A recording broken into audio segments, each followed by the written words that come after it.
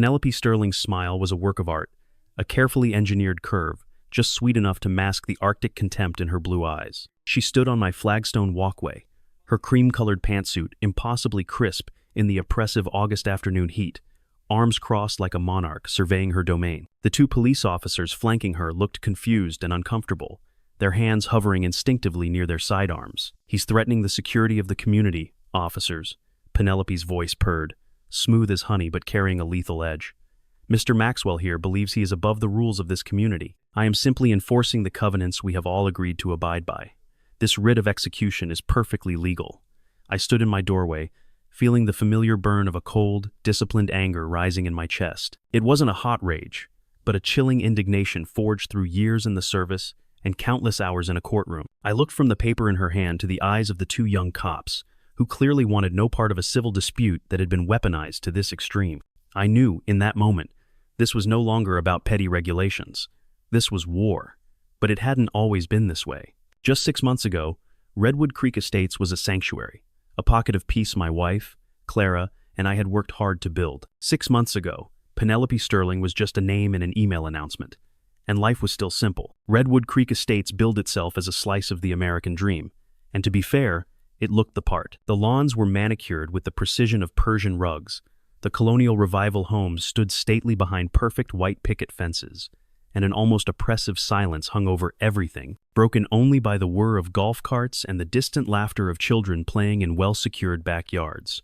To an outsider, it was the epitome of suburban prosperity and order, but as a former Marine Corps captain who'd served in the JAG Corps, I'd learned to see past pristine facades. I knew that order was sometimes just a prettier name for control, and that silence could conceal simmering tensions. Our house, a slightly cozier craftsman-style home compared to the surrounding McMansions, was tucked at the end of a cul-de-sac, buffered by old-growth oak trees. It was our refuge, a place where I could shed the armor of the outside world. I'm Leo Maxwell. At 38, I felt older. The years in the service had left their mark, not just in the faint scar on my left temple from a piece of shrapnel in Fallujah, but in a deep-seated weariness of the soul. Now, I ran a small, non-profit law practice, providing pro bono legal counsel to veterans who were struggling. It was my mission, a continuation of my oath to never leave a man behind. My wife, Clara, a pediatric nurse, was my anchor. Her warmth and pragmatism were the antidote to the cynicism my work bred. My pride and joy, besides Clara, was the Valor House. It was a small, fully permitted and code-compliant guest house at the far corner of our property. I designed it myself and spent the better part of a year's worth of weekends building it. It had a wheelchair ramp I'd poured the concrete for myself, a bathroom fully equipped with grab bars, and doorways wide enough for a double amputee to navigate with ease. This wasn't a rental property. My pride and joy, besides Clara, was the Valor House. It was a small, fully permitted and code-compliant guest house at the far corner of our property. I designed it myself and spent the better part of a year's worth of weekends building it. It had a wheelchair ramp I'd poured the concrete for myself, a bathroom fully equipped with grab bars, and doorways wide enough for a double amputee to navigate with ease. This wasn't a rental property. It was a temporary, free-of-charge sanctuary for the veterans I was helping, men and women who might be facing foreclosure, divorce, or simply needing a quiet place to regroup after coming home from a world of chaos. For the 6 years we'd lived in Redwood Creek, the Valor House had been a source of quiet pride, a symbol of the values we held dear. Previous HOA boards had understood and respected its purpose. But then came Penelope Sterling. She and her husband moved in from some East Coast state, bringing with them an opaque fortune and an air of sophisticated superiority. Penelope was in her 50s, always impeccably turned out. Her blonde hair was always in a perfect chignon. Her pantsuits looked like they were tailored to her body, and she had an uncanny ability to say the most insulting things in the sweetest, most concerned tone of voice. She ran for HOA president on a simple but potent platform, restoring the standards. She spoke of property values, of community aesthetics, of the need to maintain a uniform appearance.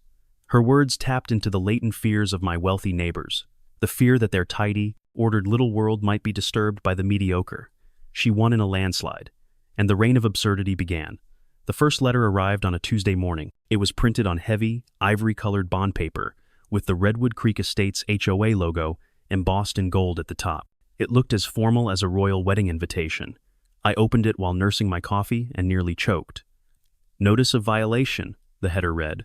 "Per Article 14, Section C, subsection 8 of the newly amended Community Covenants. The letter stated, all mailbox signal flags must be Patriot Red, Pantone Code 191663 TCX. A recent inspection has determined that your mailbox flag is Barn Red, Pantone Code 1814441 TCX, a non-approved shade. A fine of $200 has been assessed to your account.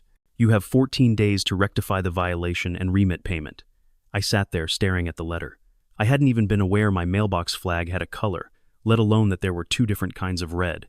This newly amended covenant, I would later discover, had been passed by Penelope in an emergency committee meeting the night before, a meeting attended only by her and two of her hand-picked cronies. It was the first shot, a ridiculous, petty shot, but it was a clear signal that a new kind of law had come to Redwood Creek Estates. It was the law of Penelope Sterling, and I, somehow, had just become her enemy number one. My initial anger over the mailbox flag cooled quickly, replaced by the cold calculus the JAG Corps had drilled into me. This was a test, a probing action. Penelope was seeing how I would react. A full-on confrontation now would be a tactical error. It would frame me instantly as the troublemaker, which was exactly what she wanted. So, I did what any good lawyer does when faced with an unpredictable adversary. I complied, but I documented. I drove to the hardware store, bought a can of ridiculously named Patriot Red spray paint, and repainted the tiny metal flag. I paid the $200 fine online and sent Penelope a confirmation email, so polite it was almost sarcastic, complete with a time-stamped photo of my paint job. Her response came almost immediately. Thank you for your prompt cooperation, Mr. Maxwell. It's wonderful when everyone is on board for the betterment of the community. The subtext was as clear as day. This is my world. You're just living in it. And with that, the floodgates of petty hell opened. My compliance didn't seem to placate her. It emboldened her. Over the next few weeks, a deluge of new rules, each more absurd than the last, began appearing in our mailboxes like paper-wrapped grenades. First came the ordinance of grass height. Penelope had convinced the board to spend $5,000 of HOA funds on a commercial-grade laser measurement device. She was seen stalking the lawns at dawn, looking like a municipal land surveyor, taking meticulous readings. Grass was to be maintained at precisely 1.5 inches. 5 inches, incurred a $50 fine. 45 inches, apparently the result of an overzealous cut, also incurred a $50 fine for compromising root integrity. Next came the regulation of wind chime tonal harmony. Wind chimes now needed to be pre-approved for their tonal profile and material composition. A family down the street was fined $300 because their bamboo chimes produced a melancholy melody, inconsistent with the community's overall optimistic sound profile. But the most vicious attacks were reserved for families with children. The temporary plaything directive stipulated that any toys, bicycles, or sports equipment must be stowed away within 60 minutes of use. The Diaz family, a young Marine Corps family 3 houses down, became the primary target of this rule. Sergeant Diaz was on his third deployment overseas, leaving his wife, Maria, to wrangle 3 children under the age of 7. Every day was a losing battle for Maria to clear the abandoned tricycles and errant soccer balls before Penelope made her rounds on her golf cart, ticket book at the ready. I witnessed her cruelty firsthand one Saturday afternoon. I was walking our Labrador, Gunner, when I saw Penelope in conversation with Mrs. Gable, an 80-year-old widow who had lived alone since her husband, a Korean war vet, had passed away. Penelope was holding a paint swatch book against Mrs. Gable's white picket fence. Penelope's voice, even from a distance, dripped with faux sympathy. "Oh, Margaret dear," she said. "I know it's an inconvenience, but your fence is eggshell white, whereas the new covenant requires dove white. The difference is subtle, but crucial for our visual consistency." Mrs. Gable, who was on a fixed income, looked utterly bewildered. But it's white, Penelope," she said, her voice trembling. "My husband painted it just the year before he passed." Penelope's smile didn't waver. "I understand, but rules are rules. That will be $500, and of course, an additional fine of $100 per day until it's repainted." I felt my blood begin to simmer. This wasn't about maintaining standards. This was predation. I tried to intervene politely, pointing out the absurdity of retroactively applying a new rule to existing paintwork. Penelope simply turned to me, her smile chilling by several degrees. "Mr. Maxwell, I appreciate your concern for your neighbor's affairs, but perhaps your energy would be better spent addressing your own violations." The next day, I received a $150 fine for an azalea bush, encroaching 2 inches over a public sidewalk. The monthly HOA meeting had become a stage for Penelope's theater. I decided it was time to speak up, not as an angry neighbor, but as a lawyer. I spent hours reviewing the original governing documents of Redwood Creek. Armed with knowledge, I attended the next meeting, held in the soulless, beige community clubhouse. The room was more packed than usual.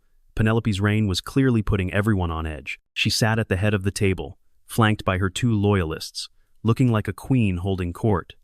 I waited for the open discussion period, then calmly rose. "Madam President," I began, my tone calibrated for professional respect. "I'd like to raise a few concerns regarding the recent enactment and enforcement of new covenants."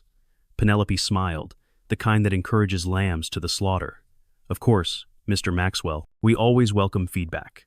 I continued, citing specific articles from the original bylaws that required a full membership vote for any structural changes and a 60-day notification period. Many of these new rules, I concluded, appear to have been passed in special committees without the proper community oversight, making them procedurally invalid. That's when I saw how truly good she was. She didn't argue the legal points. She made it an attack on my character. She sighed dramatically, a sound of put-upon patience. "Mr. Maxwell," she began, her tone dripping with condescending concern, "with all due respect for your military background, perhaps you're used to a more adversarial environment. Here at Redwood Creek, we are a community. We solve things through cooperation, not litigation." She looked around the room, her eyes seeking and finding agreement. "What you call procedural issues, we call decisive action to protect our single greatest investment, our homes. We cannot let bureaucracy stand in the way of maintaining the beauty and value of our neighborhood." A man in the front row, one of her stooges, piped up. "That's right. I'm sick of people thinking they can do whatever they want." Penelope nodded solemnly. "Thank you, David. You see, Mr. Maxwell, most residents here appreciate security and order. Your constant objections aren't about the rules.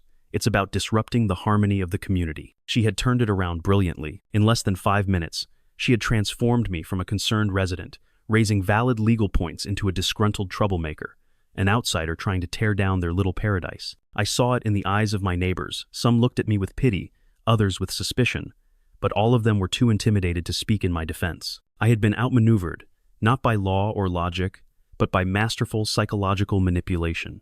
I sat down, the taste of defeat bitter in my mouth. The meeting ended soon after, with Penelope receiving a round of applause. As I walked out into the humid night air, Maria Diaz quietly approached me. "Thanks for trying," she whispered, not daring to meet my eye. We can't risk it." I nodded, understanding. Penelope wasn't just enforcing rules, she was weaponizing fear. I got home that night to find another ivory envelope waiting for me. It was a $500 fine for disruptive behavior at an approved HOA meeting. The war had escalated, and I knew I couldn't win it alone. The humiliation of the HOA meeting lingered longer than any fine. It felt like a film on my skin, a reminder that logic and truth were worthless against mob fear, orchestrated by a master manipulator. I came home that night feeling more isolated than I ever had on patrols in the Afghan desert. Clara was waiting for me, a cup of tea cooling on the kitchen counter. She didn't have to ask what happened. She could see it on my face. "I'm sorry, honey," was all she said, wrapping her arms around me. That gesture, that quiet, unwavering support, was all I needed. We sat in silence for a long time, and in that quiet, I made a decision. I wouldn't attend any more meetings. There would be no more fruitless public debates. From now on, I would treat Penelope Sterling not as a nuisance neighbor, but as an opposing counsel in a lawsuit. I would gather evidence, build a case, and look for a point of leverage. I paid the $500 fine for disruptive behavior, logged it in an Excel spreadsheet I'd created titled the Sterling File, and waited for her next move. I didn't have to wait long. The letter arrived a week later. On the very same day, the first veteran Marine moved into the Valor House. He was a young corporal named Jimmy who had lost a leg to an IED and was struggling to find stable work and housing. His presence seemed to trigger a new level of fury in Penelope. The envelope this time was thicker and heavier, carrying an ominous formality. I opened it with a cold sense of dread. It wasn't a violation notice.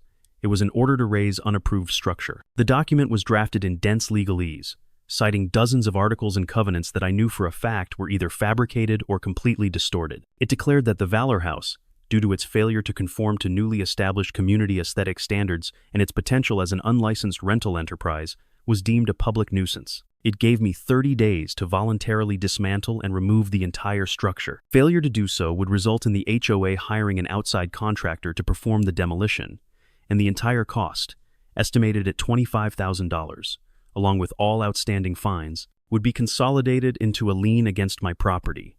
In other words, she was trying to take my home. I read the letter again, and then a third time, and the simmering anger inside me erupted into a full-blown inferno. This wasn't about paint colors or the height of grass anymore. This was a direct assault on everything I cared about. She had crossed a line. I walked out into the backyard. Jimmy was sitting on the porch of the Valor house, his prosthetic leg unstrapped and resting beside him. Reading a book in the late afternoon Sunday, he looked up and gave me a tired, genuine smile. "Afternoon, Captain," he said. "This place is a real lifesaver. Thank you." Seeing him there, a young man who had given a piece of his body for his country, now finding a shred of peace in the small home I had built, I felt a painful clarity. This was my hill, the one I would die on. To tear down, the Valor House wasn't just to tear down lumber and drywall, it was to tear down a promise. The promise that we take care of our own. The promise that their sacrifice meant something. Penelope Sterling, in her arrogance and cruelty, had targeted not just a building, but the very soul of what I had fought to protect, both in and out of uniform. "You're welcome, Jimmy," I said, my voice steadier than I felt. "No one is taking this place from you." I told Clara that night. "She wants to tear down the Valor House. She's trying to put a lien on our home." I had expected worry, maybe even fear. Instead, I saw a steely resolve in her eyes that mirrored my own. "Then we fight," she said. "She picked the wrong family to mess with, Leo." My home office became a war room. I closed the door, put on a large pot of coffee, and spread every single document Penelope had ever sent me across the surface of my oak desk. The violation notices, the HOA newsletters, the meeting minutes, and now, the demolition order. Laid out side by side, a pattern began to emerge. It wasn't just an escalation in severity, it was an escalation in sophistication. The first few notices looked amateurish, like something typed up in Microsoft Word. But the more recent documents, especially the demolition order, were on another level. They used standard legal fonts, complex formatting, and an embossed HOA seal that looked alarmingly legitimate. But something was wrong. Driven by a hunch, an itch in the back of my brain I'd learned to trust during interrogations, I started looking closer. I pulled out a powerful magnifying glass I used for examining fine print contracts. Under magnification, the cracks in Penelope's perfect facade began to show. First were the fonts. The typeface on the demolition order, a crisp serif font called Garamond Premier Pro, was subtly different from the font used on meeting minutes from just 2 months prior. The kerning was minutely different, but it was there. Why would an organization change its official typeface with no announcement? Then I looked at Penelope's signatures. I scanned multiple documents into my computer and layered the signatures on top of each other in a photo editing program. They were identical, perfectly, flawlessly identical. There was no natural variation in pressure or angle. They weren't real signatures. They were a digital image, copied and pasted. But the most damning discovery was the embossed seal. I had some old HOA documents from before Penelope's time. I held one of them and the latest demolition order side by side, angling the light from my desk lamp across them. The seal on the old document was deep and crisp. The seal on Penelope's was shallower, and if I wasn't mistaken, the oak tree emblem in the center was shifted a half millimeter to the left. These were tiny details, things 99% of people would never notice. But to a lawyer who had spent his career dissecting documents, they were screaming red flags. These weren't sloppily prepared documents. These were documents that were deliberately crafted to deceive. They were forgeries. A chill went down my spine. The realization changed everything. This wasn't a power-mad HOA president. Someone like that would simply invent rules. They wouldn't have the know-how or the resources to create sophisticated forged documents. This required a different level of planning and criminal intent. But I couldn't go to the police or another lawyer with suspicions about fonts and embossed seals. I needed an expert. I needed someone who had spent a lifetime looking at official papers, someone who could tell real from fake by the feel of the paper stock. And instantly, a name came to mind: Frank Kowalski. Frank was a living relic, a county clerk who had worked in the dusty basement archives of the courthouse for 40 years. He was a friend of my father's, a gruff, cantankerous man who hated computers but held an almost religious reverence for the integrity of a properly stamped and filed document. He was on the verge of retirement, and I knew he didn't owe me any favors. But I also knew that if anyone on earth could tell me if I was going crazy, it was him. With a slightly trembling hand, I picked up the phone and dialed the number for the county archives.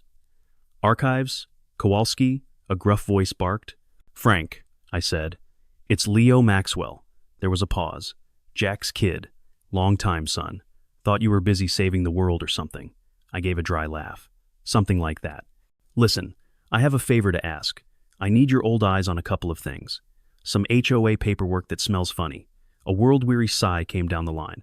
HOAs. Suburban fascists. Fine. Bring 'em in.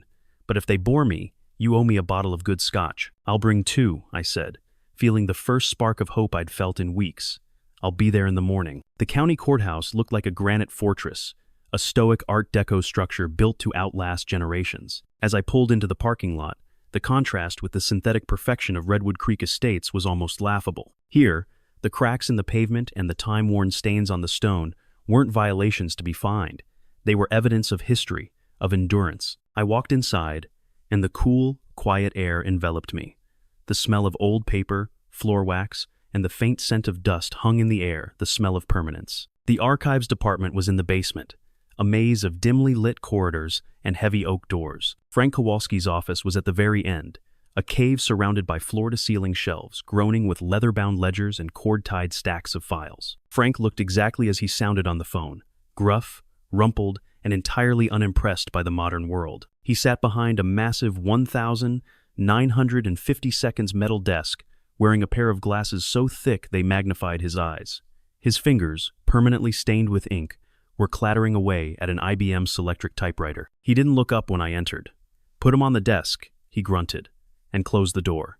"They keep aiming that damn air conditioner right in here." I placed the 2 bottles of 12-year-old scotch on a clear corner of his desk and set my precious file of documents squarely in front of him. He finally looked up, his magnified eyes narrowing at me. "Jack always drank the cheap stuff," he observed, but I saw a flicker of approval in his eyes. "All right, let's see him. What's a bunch of suburban Karens done to get Jack Maxwell's boy down in this crypt?" I said nothing, just pushed the folder toward him. He sighed dramatically, as if I'd asked him to move a mountain, and pulled it closer. For the next 15 minutes, he didn't speak. The silence was broken only by the rustle of paper and his quiet, guttural hums.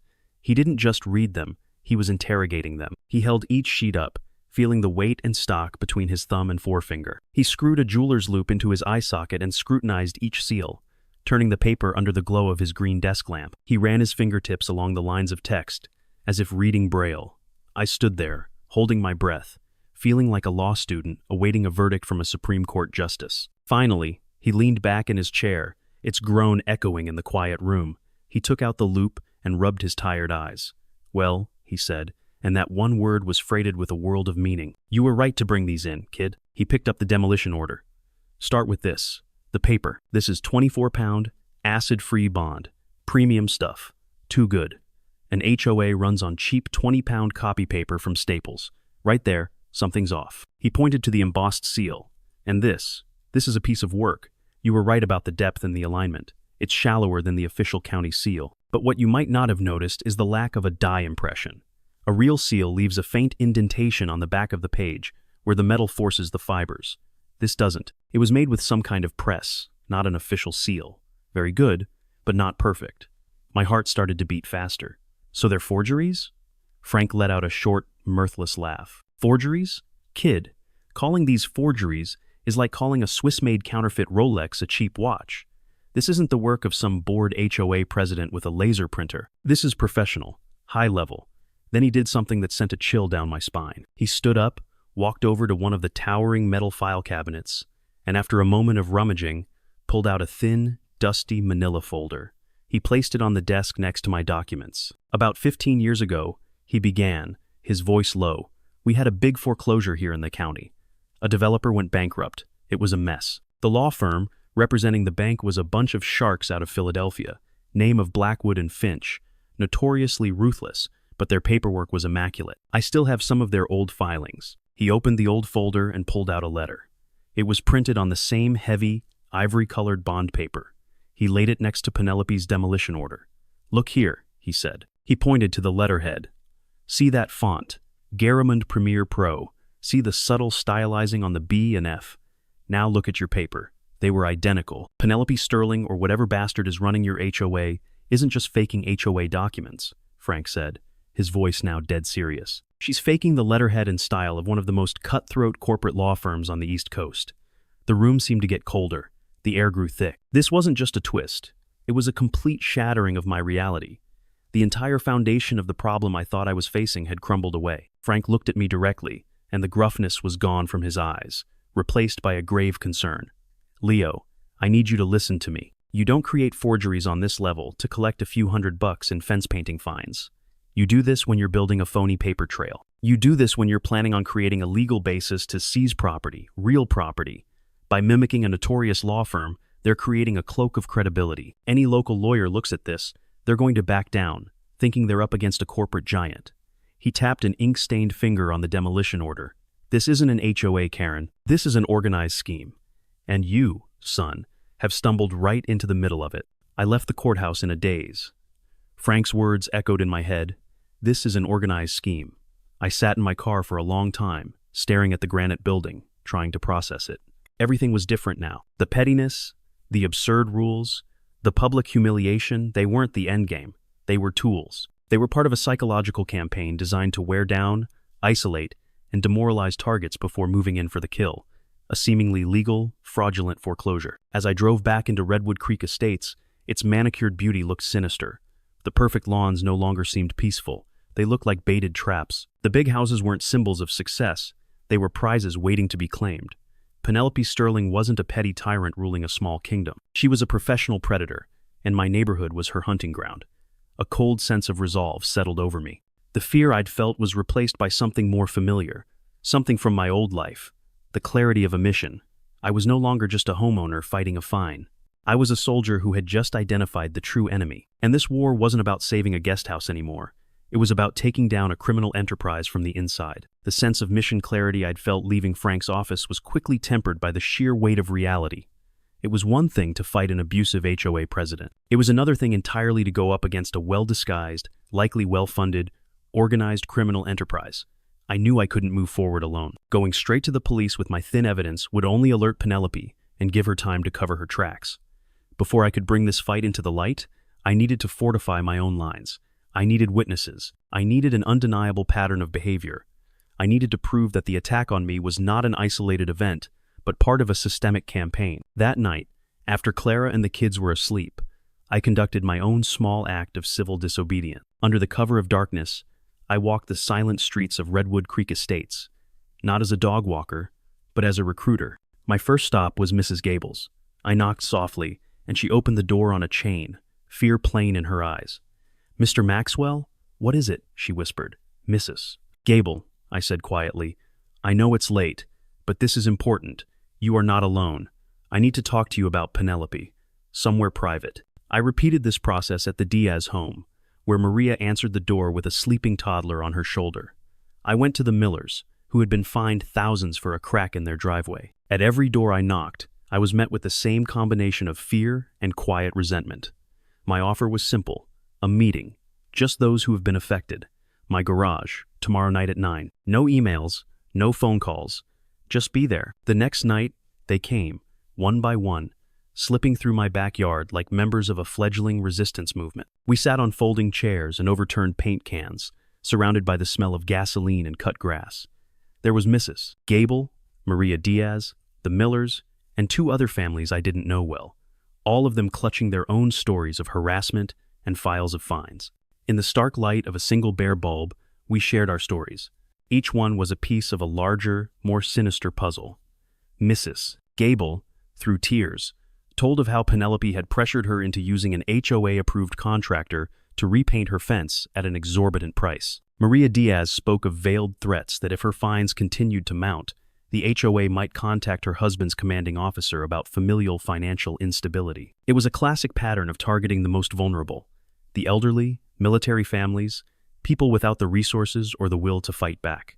After everyone had spoken, I stood up. I told them about my findings, about the forged documents, about the law firm Blackwood and Finch, and about Frank Kowalski's conclusion. "This isn't about keeping our lawns pretty," I told them, my voice echoing in the still space. "This is about pushing us to the financial brink, creating a paper trail so they can place liens on our homes. She's not trying to fine us, she's trying to rob us." A stunned silence fell over the group. The fear was still there, but it was now alloyed with something new. Anger. The realization dawned that they were not victims of bad rules. They were targets of a criminal conspiracy. That night, the Redwood Creek Residents Alliance was formed. We pooled our documents, created a detailed timeline of harassment, and agreed to contribute to a secret legal fund. We had an army. Now we needed a general who could fight from the inside. Patricia Patty Williams was not what I expected. The assistant district attorney's office was an organized chaos of file stacks, worn-out law books, and a collection of stained coffee mugs. Patty, a woman in her early 30s with a messy black haircut and sharp, intelligent eyes, looked overworked and cynical. "Mr. Maxwell," she said, not bothering to stand. "I have 5 minutes. I read your note. HOA dispute. You know how many of these we get?" She waved a hand at a precariously tall stack of files. "The world is full of bad neighbors. I was prepared for the skepticism. I didn't lead with the stories. I led with the evidence." "I understand," I said, placing a slim, meticulously organized binder on her desk. "But this isn't about bad neighbors. This is about organized fraud." I laid it out calmly and logically, as if I were presenting a summary judgment. I showed her the font discrepancies. I showed her the copy and pasted signatures. I showed her the side-by-side comparison of the fake seal and a real one. "And this," I said, playing my ace, "is the demolition order modeled on the letterhead of Blackwood and Finch." That name got her attention. She raised an eyebrow. "Blackwood and Finch? The Sharks from Philly? Why would a suburban HOA be using their format?" "That's the question," I said. "It's an act designed to intimidate and to create an unimpeachable air of legality. Now, consider the targets." I handed her an anonymized summary of our alliance members. Victim A, 80-year-old widow. Victim B, active-duty military spouse. Victim C, single father. A pattern emerges. Patty was silent for a long time, flipping through the documents, her eyes scanning the pages with professional speed. Her skepticism was melting, replaced by professional curiosity. "These forgeries are good," she admitted. "Too good for an amateur." She leaned back, studying me, appraising me. "You're ex-military, JAG Corps, right? Run a nonprofit now. You have a guest house for veterans. That's the structure this sterling woman wants to tear down." She'd done her homework. "That's right," I said. "And she's escalating. Someone obviously told her we had a meeting, that we were organizing." I told her what happened that morning. A private utility truck had arrived and cut the power and water to the Valor House, citing an emergency HOA work order to check for leaks. The utilities to my main house were untouched. It was a targeted strike, designed to make the dwelling uninhabitable for Jimmy. Furthermore, the local police had called me twice in the last 24 hours, responding to anonymous noise complaints. Patty tapped a pen against her lips, thinking, "She's putting the squeeze on you, trying to provoke you into doing something stupid." Finally, she nodded. "All right, Maxwell, you have my attention. This isn't a civil matter anymore. This is potential fraud, extortion, maybe even a RICO violation if there's an organized pattern. But I need more. I can't get a warrant based on these papers alone. I need something to tie Sterling to a larger criminal operation. A bank account, a testimony, something concrete." She stood, a signal the meeting was over. "I'll open an unofficial inquiry. Keep it very quiet. But you be careful. You're poking a hornet's nest. Don't do anything that could jeopardize the case. Or yourself." I left Patty's office with a sense of both relief and dread. I had an ally inside the system. The fire was lit, but her warning proved true faster than I could have imagined. When I got home, I found another truck.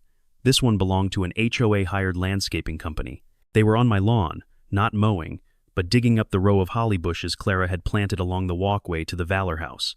The foreman handed me a work order. "New rule, buddy," he said, not meeting my eye. "No shrubs taller than 3 feet within 10 feet of any auxiliary structure. Fire safety thing." That rule had never existed. Penelope wasn't being subtle anymore. She was sending a message. She could touch me whenever she wanted. The battle for Redwood Creek had entered a new, more dangerous phase. We had allies, but we were also exposed. The assault on Clara's holly bushes was a declaration of psychological war. Every morning we woke up to the sight of the bare patch of earth where they used to be, a scar on our landscape and a constant reminder of Penelope's presence. She didn't need to send letters anymore. Her presence was everywhere, in the furtive glances of our neighbors, in the sudden silences when we walked down the street. The air in Redwood Creek had changed. The synthetic peace had been replaced by a tangible tension, a collective awareness of being watched.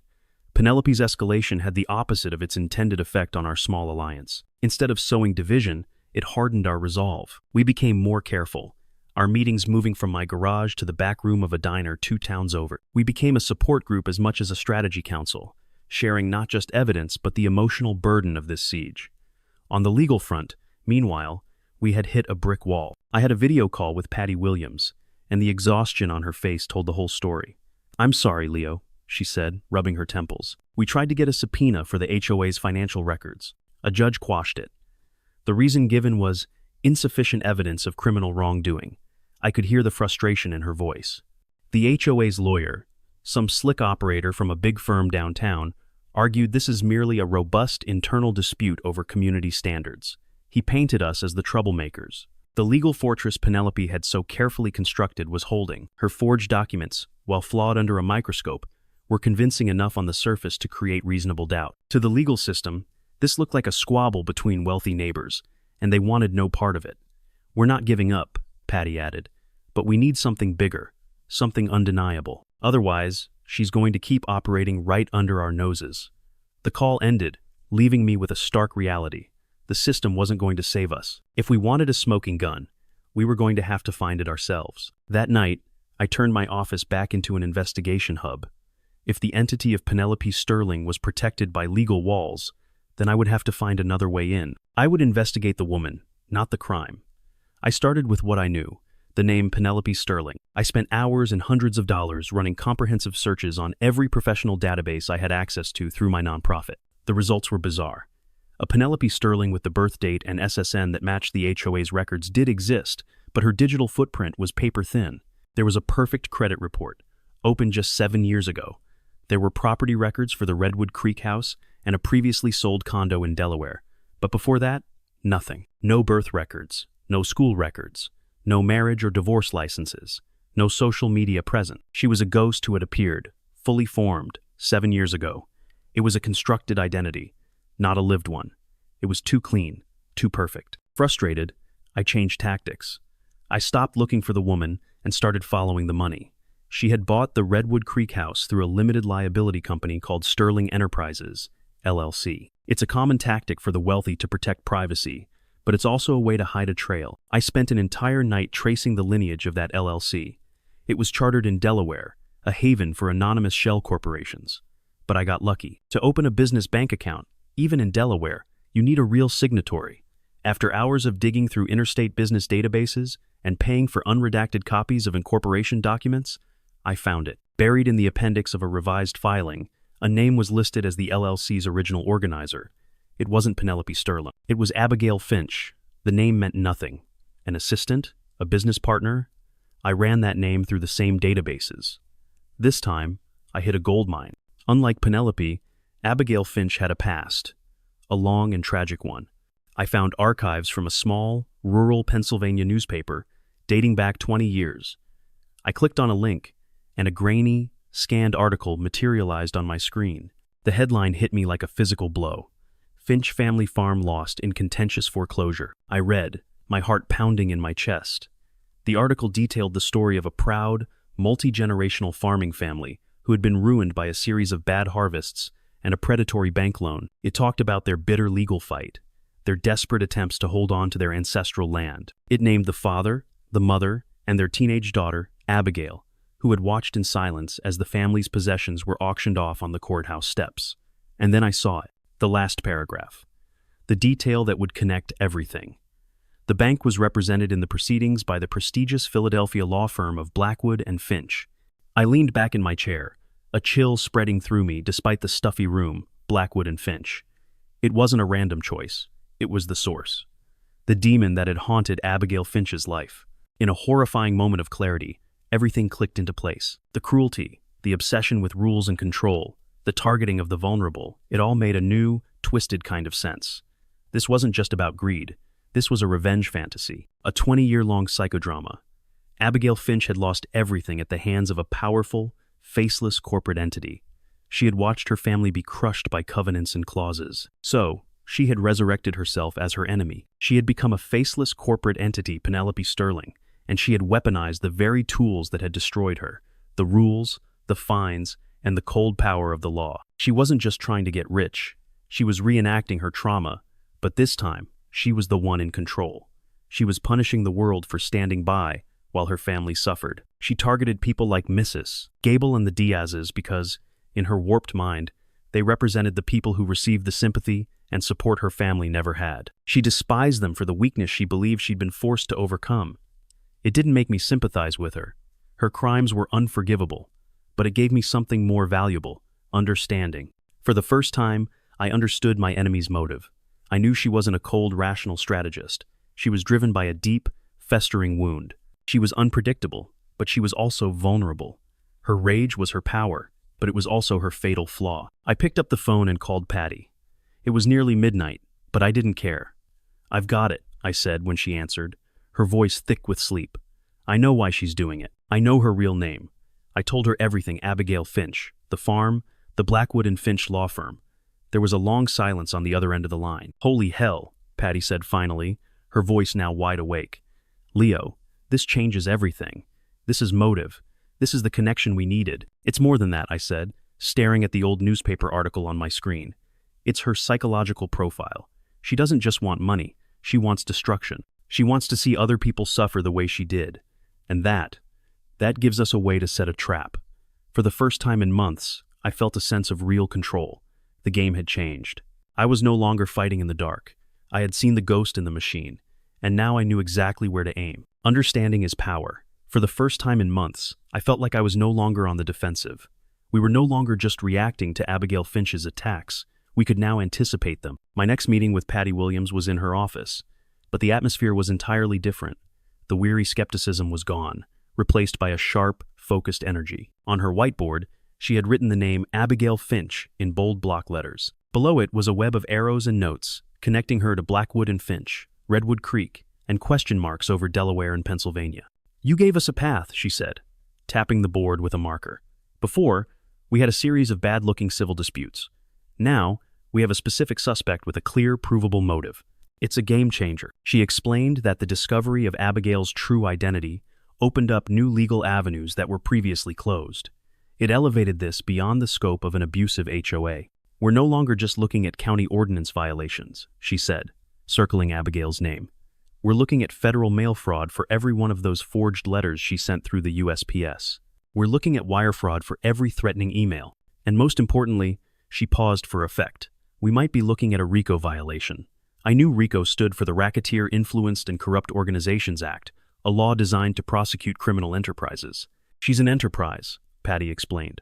"Her business is systematic extortion. She has a pattern of operations. We suspect she's done this before. She has accomplices, at the very least the lawyers and contractors she uses. And it's all for the purpose of financial gain through a pattern of criminal activity. That is the definition of racketeering. The problem is, RICO cases are monstrously complex and resource-intensive. My office isn't equipped to handle something like this. But I know who island. That was how I found myself a week later, sitting in a sterile conference room in the federal building, a gleaming tower of glass and steel that made the county courthouse look quaint. Sitting across the table from Patty and me was Special Agent Thorne. He was everything you'd expect from an FBI agent: perfectly tailored gray suit, a neat, clipped haircut, and an almost zen-like calm. His eyes, however, were anything but calm. They were in constant motion, registering every detail, every micro-expression. He listened without interruption for nearly an hour, as Patty and I laid out the entire story, starting with the red mailbox flag and ending with the Finch family's foreclosed farm. I presented the facts and the psychological profile. Patty provided the legal framework, connecting Abigail's actions to specific federal statutes. When we finished, Thorne said nothing for a long moment. He just stared at the binder we'd placed in front of him, his long, slender fingers steepled together. "Abigail Finch," he said finally, his voice flat and emotionless. "That name is not new to us." He turned to his laptop and typed for a moment. There were whispers of a similar scheme in a retirement community outside Baltimore about 3 years ago. Complaints were filed, but there was never enough to go on. The primary suspect vanished before a formal investigation could begin. She was using a different name then. He turned the screen toward us. On it was a grainy driver's license photo of a woman with darker hair and a different name, but the cold, calculating eyes were unmistakable. "You," Thorne said, "haven't just stumbled onto an HOA scam. You have found the missing piece of an ongoing interstate real estate fraud investigation." A wave of relief washed over me, so potent it was almost dizzying. We weren't crazy. We were right. And now, we had the full weight of the federal government behind us. Thorne took control of the meeting with a cool efficiency. "Your groundwork has been excellent," he said, a rare compliment that seemed to carry weight. "But from this moment on, this is a federal operation. Everything goes by our book. No more secret garage meetings, no more private investigations. Mr. Maxwell, you in particular, are now a material witness. Your safety is a primary concern. He explained that it wasn't enough to simply arrest Abigail Finch. They wanted to dismantle her entire network. To do that, they needed irrefutable proof of a criminal financial transaction in progress. They needed to catch her in the act. And so, the plan for a sting operation began to take shape. We need a pretext for her to accept a large, untraceable payment, Thorne said. Something tempting enough for her to break her own rules. This was where my insight into Abigail's psyche became critical. It's not just the money, I interjected. For her, it's about the win, the domination. The bait has to be my surrender. Together, we mapped out a scenario. I would approach Penelope Abigail as a broken man. I would tell her the legal fight was destroying my marriage, that I was on the verge of losing everything. I would beg for a way out. The lure would be a $50,000 community settlement fee, paid in cash, in exchange for dropping the demolition order and clearing all fines. It was a sum large enough to appeal to her greed, but more importantly, it was framed as an act of complete surrender, an admission that she had won. Thorne liked it. It plays to her ego, he agreed. She won't be able to resist the chance to see you break. They would provide the cash, marked and serialized. I would be fitted with a sophisticated audio and video recording device. The exchange would happen at a location I would suggest, but she would have to agree to the HOA clubhouse, the very site of my public humiliation. The FBI's team would have the entire building under surveillance, ready to move in the instant the money changed hands. I left the federal building feeling like I'd just walked out of a spy movie. Part of me was exhilarated, the wheels of justice were finally, truly turning. But another part of me felt a cold dread. I was no longer a lawyer defending his home. I had become the bait in a federal trap. I was about to go face to face with a woman I knew to be a professional criminal, motivated by 2 decades of simmering hate. One mistake, one wrong word, could not only blow the entire operation, but could place my family in unimaginable danger. The war for Redwood Creek Estates was coming to an end. But before there was peace, there would be one final confrontation, and I was going to be at the very center of it. The next few days passed in a strange, almost surreal state of tension. On the surface, everything in Redwood Creek remained the same. The landscapers still came, the sprinklers ran on their timed schedules, and Penelope Sterling still made her rounds on her golf cart, nodding gravely to compliant residents. But underneath that veneer, a silent war was being waged. Our alliance communicated on an encrypted messaging app, logging Penelope's every minor action, a lengthy conversation with a contractor, an unusual trip to the bank, and relaying the intel to Agent Thorne. For my part, I became an actor, playing the role of a man on the verge of collapse. I let the front lawn grow out, just enough to violate the new grass height ordinance. I didn't pay the resulting fine immediately. I wanted to project an image of chaos and despair. Clara played her part perfectly, adopting a cool and distant demeanor toward me in public. A charade that sickened us both but was grimly necessary. The morning of the operation, I met Thorne, not at the federal building, but in an anonymous hotel room at a Holiday Inn off the interstate. The room had been converted into a mobile command post, with sophisticated electronic equipment covering every surface. Thorne and a young, terse technician prepped me. "This is the button," the tech said, indicating a pinprick-sized camera hidden in the third button of my polo shirt. "It streams high-definition video in real time. The mic is here," he said, taping a cold adhesive patch to my chest, just below my sternum. "It'll pick up a whisper." They fitted a small, heavy transmitter to the small of my back, hidden by my belt. When I looked at myself in the mirror, I looked no different. But I could feel the weight of the technology, the cold feel of deception against my skin. I was a lawyer, a man of rules and order. Now I was a Trojan horse, carrying a hidden payload of destruction. Thorne handed me a leather briefcase. $50,000 in stacks of hundreds, he said. All marked, all serialized. Your mission is simple, Leo. You go in, you play your part, and you place this briefcase on the table. Let her open it.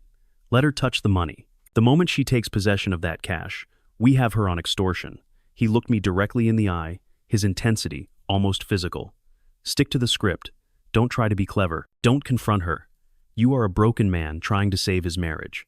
That's all you need to be. If anything feels wrong, if you feel you're in danger, you say the words, "I think we need to have our lawyers look this over." That's your safe phrase. We'll be in that room in 30 seconds. I nodded, my throat dry. He handed me a burner phone. It's time. Make the call. I sat on the edge of the bed, feeling my own heartbeat thumping against the hidden microphone. Thorne and his team put on headsets, the silence in the room becoming profound. I took a deep breath, trying to summon all the failure and desperation I'd seen in my clients over the years, and dialed. The phone rang twice before she answered. HOA office. Her voice clipped, sharp as glass. Penelope Sterling speaking. I paused for a beat, a calculated silence. Mrs. Sterling, I began, making my voice hoarse and shaky. It's Leo Maxwell. There was a smug silence on the other end, the silence of a cat toying with its prey. Well, well, Mr. Maxwell, to what do I owe the surprise? I assume you're calling to discuss the unfortunate state of your lawn? No, I said, letting a note of desperation bleed into my voice. I'm calling to.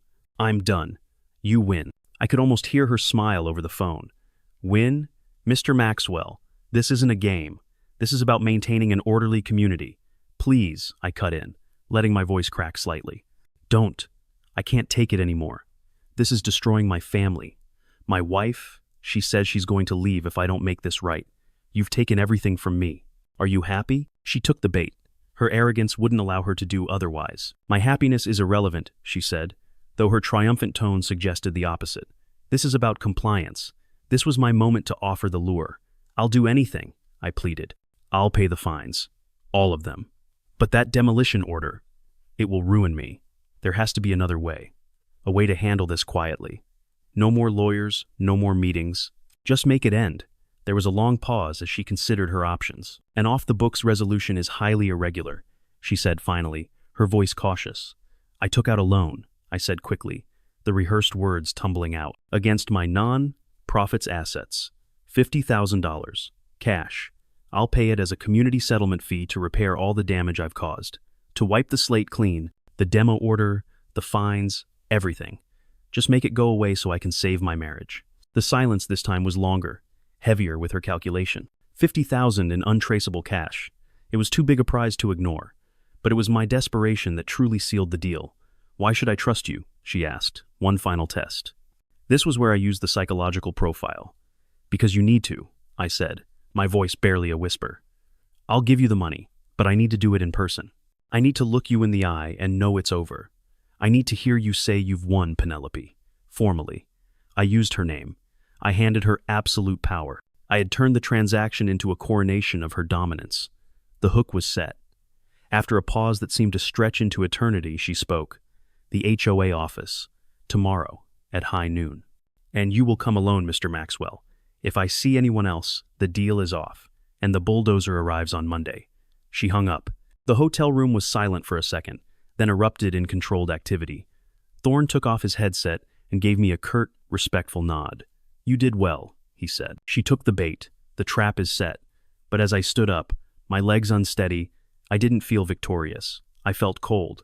I had succeeded at playing the part of a broken man. The terrifying thing was, it wasn't as hard as I thought it would be. I looked out the hotel window, toward my neighborhood, which now seemed foreign and menacing. Tomorrow, I would walk into the lion's den, armed with a lie and a briefcase full of serialized justice, and I could only pray I would walk out in one piece. The drive to the HOA clubhouse was the longest of my life. Every house I passed felt like a pair of judging eyes. Every manicured lawn a reminder of the battlefield this had become. The leather briefcase felt heavy on the passenger seat next to me, a $50,000 weight of money and deception. Agent Thorne's calm voice was a steady presence in the tiny earpiece, tucked into my ear, an invisible tether to the real world. Surveillance teams are in position. We have 3 angles on the building. You are not alone, Leo. Just stick to the script. I pulled into the designated parking spot, one clearly visible from the main road. As I stepped out, the midday September heat enveloped me. The air was unnaturally still. No lawnmowers, no shouting children. It felt as if all of Redwood Creek was holding its breath. The clubhouse door was unlocked, just as she'd said. I stepped inside, the cool blast of the air conditioner hitting my face. The room was empty, chairs stacked against the walls, the very same ones that had served as the audience for my public shaming. The smell of stale coffee and cleaning chemicals hung in the air. I walked to the center of the room, feeling the invisible eyes of the hidden cameras on me from the work trucks and vans parked hundreds of yards away. Penelope? I called out, my voice sounding foreign in the silence. I'm here. I have what you asked for. No response, just the low hum of the ventilation system. You're doing fine, Leo, Thorne said in my ear. She's playing mind games. Just hold your position. I placed the briefcase on the long table at the front of the room and opened it, revealing the neat stacks of currency. The money's here, Penelope, just like we agreed. Now, let's end this. The silence stretched. A minute passed, then 2. The quiet stopped feeling expectant. It began to feel wrong. "Thorne, what's going on?" I whispered. "She's not coming." Thorne's voice came back in my ear, his professional calm now tinged with an edge of urgency. "Hold your position, Leo. We have movement, but not at your location. We have a heavy vehicle that just entered the south entrance of Redwood Creek." A cold dread, colder than the air conditioning, washed down my spine. A heavy vehicle. What kind of vehicle? I asked, my heart beginning to pound against the hidden mic. There was a pause as Thorne listened to reports from his team. "My God," he said, his voice losing its composure for the first time. "Leo, it's a demolition crew, a bulldozer on a flatbed. They're heading for your street. Get out of the building now." My mind went blank. The audacity of this twist was so absolute, so diabolical, I could never have anticipated it. She wasn't just avoiding the trap. She had set her own. I burst out of the clubhouse, jumped in my car, and slammed the accelerator. The tires squealed on the asphalt as I peeled out of the parking lot. At the same moment, my personal cell phone rang. It was Clara. I answered it. "Leo!" she screamed, her voice breaking with panic. "They're here. There's a bulldozer in our front yard. There are men with sledgehammers." I rounded the corner onto my street, and the scene froze my blood. A massive yellow Caterpillar bulldozer was parked on my lawn, its treads tearing up the perfect turf. A crew of men in orange hard hats was unloading equipment from a truck, and a foreman was eyeing the Valor House like an executioner sizing up his victim. I slammed on my brakes in the middle of the road, jumped out, and ran toward them. "Get off my property!" I roared. The foreman, a big man with a florid face, simply handed me a piece of paper. It was a legitimate work order, signed and dated. "Sterling Enterprises, LLC," he said. "We were hired to demolish an unapproved auxiliary structure. We've got all the permits. Now, I need you to step back, sir." And then, as if on her evil cue, 2 local police cruisers rounded the corner, lights flashing. They pulled up, and I realized I was reliving the exact moment that had begun this whole saga. Penelope must have called them minutes ago, reporting a disruptive homeowner interfering with a lawful property reclamation. The officers got out, hands on their sidearms, and walked toward me. "Sir," one of them said, "we need you to remain calm." At that exact moment, the FBI's unmarked cars began to arrive, looking like civilian vehicles moving in erratically. Plainclothes agents jumped out, and the situation devolved into a jurisdictional nightmare. "FBI, everybody stay where you are," one agent yelled. But to the local cops, they didn't look like FBI. They looked like a bunch of angry men jumping out of sedans. The evil genius of Penelope's plan became horrifyingly clear. She knew about the sting. She had weaponized it against us. By creating a chaotic, public scene, she had created a situation where it was her word, backed by a legal-looking work order, against that of an unhinged homeowner and his group of angry friends. She was trying to frame the entire FBI operation as a conspiracy I had orchestrated to intimidate her. She was destroying not just my guest house, but our credibility in the eyes of local law enforcement. In the midst of the chaos, Thorne's voice came through my earpiece, sharp and clear. "We've got him." We spotted the HOA treasurer, Abernathy, watching from 2 houses down. He was on the phone. When our agents approached, he bolted. "He's in custody, the mole." It was Abernathy, the meek, quiet man everyone trusted. Her infiltration ran deeper than anyone knew. But that knowledge did me no good in this moment. I was standing on my own lawn, caught between local police telling me to stand down, a demolition crew preparing to level a part of my life, and plainclothes FBI agents trying to assert federal authority without escalating the situation into a shootout. The bulldozer's engine roared to life, a low, menacing growl that promised destruction. The Valor House stood silent and defenseless, mere feet from its massive metal bucket. Penelope Sterling was nowhere to be seen, but her masterpiece of chaos was playing out perfectly. The trap had been sprung, not on her, but on all of us. Everything was on the verge of collapse, and I was at the epicenter of it, watching helplessly as our perfect plan fell to pieces. For a moment that stretched into an eternity, chaos reigned. The shouting, the growl of the bulldozer's engine, and the conflicting commands from local police and plainclothes FBI agents created a symphony of collapse. I stood in the middle of it all, feeling helpless, staring at the bulldozer's metal bucket, which could obliterate the Valor House in seconds. Abigail Finch's plan, it seemed, had succeeded spectacularly. She had created enough confusion to paralyze us all, but she made one fatal miscalculation.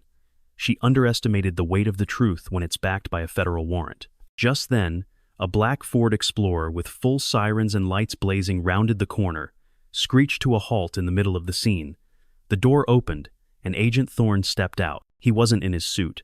He was wearing a tactical FBI windbreaker, with the bold yellow letters emblazoned across the back.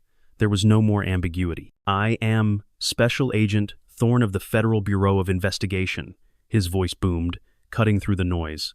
"This is an active federal crime scene. Local police, stand down and secure the perimeter." His unmistakable presence and the authority in his voice broke the stalemate instantly. The local cops, looking relieved to have someone in charge, lowered their weapons and began moving the crowd of curious neighbors back. Thorne strode directly to the demolition crew foreman, who now looked pale. "I'm going to need to see your work order and all associated permits," Thorne said calmly. The man hastily complied, but it was the next document Thorne requested that was the kill shot. "And I'm also going to need to see the payment record for this job." The foreman, now eager to cooperate, pulled out a tablet and brought up the record. And there it was, bright as day, a payment of $30,000, made via wire transfer 2 days prior, from an account based in the Cayman Islands, registered to Sterling Enterprises, LLC. That was the smoking gun.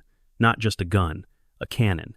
It connected this HOA dispute directly to international money laundering. While Thorne was securing the evidence, another agent approached and handed him a phone. "Abernathy's cooperating," the agent said quietly. "He's giving it all up. Abigail Finch is en route to a private airfield an hour away. She has a flight to Belize booked. He gave us the car and plate number." Thorne nodded. "Put out a bolo to all state highway patrol units in a 200-mile radius." Abigail's drama was over. She thought she was conducting a controlled demolition, but in reality, she'd lit the fuse on a bomb that completely destroyed her own empire. The chaos she created forced her accomplices into the open and provided the exact physical evidence the FBI needed. She was apprehended 2 hours later on a lonely stretch of highway 150 miles away. She was in a convertible Mercedes, her perfect blonde hair blowing in the wind, presumably imagining her new life on the beach. The look of smug satisfaction on her face curdled into horrified disbelief as a barricade of state patrol cars blocked her path, and federal agents surrounded her vehicle with weapons drawn. The monster of Redwood Creek had been caged. The trial was a media sensation. Victims from Maryland and Delaware came forward to testify, their stories eerily echoing what we had endured in Redwood Creek. The picture that emerged was of a serial predator who had perfected her craft of psychological manipulation and financial fraud over the better part of a decade. Abernathy, the treasurer, gave the most damning testimony, detailing how Abigail had recruited him, preyed on his financial troubles, and turned him into a pawn in her larger scheme. When Abigail Finch herself took the stand, the Penelope Sterling mask finally shattered. Under a blistering cross-examination from the federal prosecutor, her feigned composure gave way to a bitter rage. "Those people were weak," she screamed of her victims, her face flush. "They got help and sympathy. What did my family get? Nothing. I was just taking back what the world owed me." In that moment, the jury saw her for who she was. Not a sophisticated businesswoman, but a broken soul, consumed by a 20-year-old hatred. She was found guilty on all counts: racketeering, fraud, extortion, and money laundering. The sentence was 25 years in a federal prison with no possibility of parole. The fall of Abigail Finch sent a shockwave through Redwood Creek, but it was a cleansing one. The oppressive silence was replaced by conversation. Closed doors opened. People began talking to one another again, not in fearful whispers, but with a newfound openness and trust. We completely dissolved the old HOA and formed a new Democratic Council, with Maria Diaz unanimously elected as its president. Her first order of business was to repeal every single covenant Penelope had enacted. The fines were repaid out of Abigail's seized assets. The community held a fundraiser and collectively rebuilt the Valor House, this time bigger and better, with a small plaque by the door that read, "Rebuilt by Neighbors." As for me, the experience changed me. I had seen how easily the system could be bent to harm good people. I realized that my fight wasn't confined to Redwood Creek. With the help of Patty Williams and the media attention from the trial, I founded the Valor Defense Initiative. It is a national nonprofit, funded by donations and settlement money, dedicated to providing pro bono legal representation to military families and veterans being preyed upon by abusive HOAs across the country. A year later, I stood on the porch of the new Valor House. Jimmy, the veteran, now had a steady job and his own apartment, but he was back for our first annual neighborhood barbecue. On the lawn below, dozens of families were laughing. Kids were running across the grass a bulldozer had almost destroyed. Clara came to my side and took my hand. "Look what you did," she said softly. I looked out at my thriving community, a community that had faced the darkness and come out stronger. The war was over. We had won. And in the peace of that afternoon, I understood a simple truth. Sometimes, to protect your home, you have to be willing to fight for something much, much bigger.